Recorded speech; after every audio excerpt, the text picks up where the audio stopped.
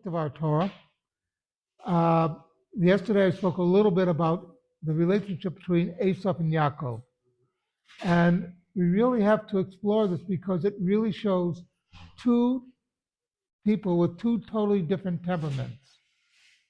Yaakov is somebody who sits down, thinks about what he's about to do, makes plans, and then when it comes time to execute the plans, everything is set. Esau is a man of action. He just wants what he wants, and he wants it now. That's basically Esau. So when he comes to Yaakov and says, I want that soup," and Yaakov says, "Well, you know, you need to tell me your birthright." He says, "What do I care about the birthright? I'm going to die." Well, we know that Esau wasn't in such a shape that he was going to die.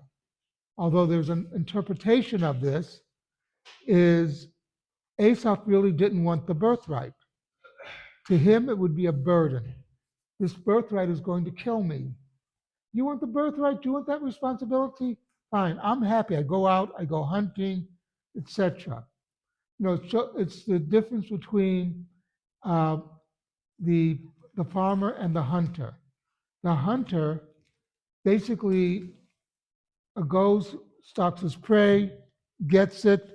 He has done almost nothing to really accomplish this hunting, to get the prey. The farmer, on the other hand, has to plant his crop, basically has to wait, has to take care of it, nurture it, and hopes that at the end of the day, he will have a crop of which he can sustain himself.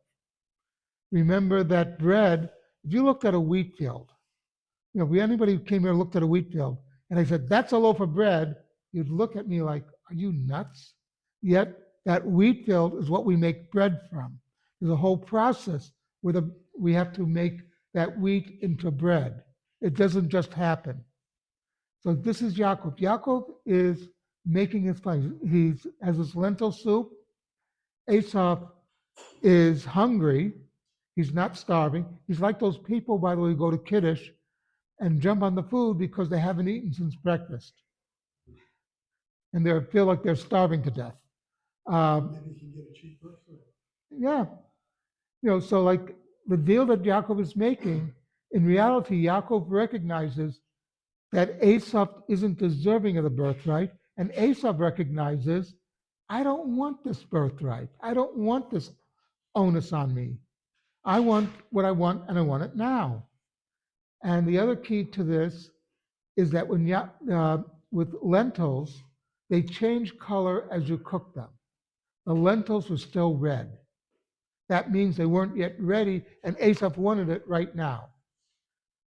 Just as a brief story, uh, right at the tail end of the whole pandemic, my wife and I were on a cruise, and they had all these rules on the cruise. You had to wear masks, you couldn't sit more than a few people at a table together, etc. So at the end of the cruise, we're sitting down, we're eating, and across from us was a young couple. As you know, my wife and I, we're in our 70s. This young couple, they were in their 30s.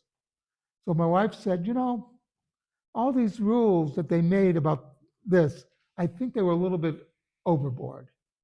It was too strict. And this young lady in her 30s looked at her and said, "I'm glad for these rules. Otherwise, I would have gotten COVID and died." And I was thinking, do you realize you're talking to two people in their 70s? You would not get COVID and die. You could also fall overboard and die, but that's a whole another thing.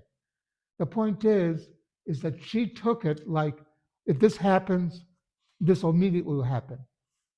And the truth is, no, you have to plan and you have to think through what you want. And sometimes there are people who they don't want the responsibility. They just want to be out there enjoying life. And that was a major difference between Yaakov and Esau.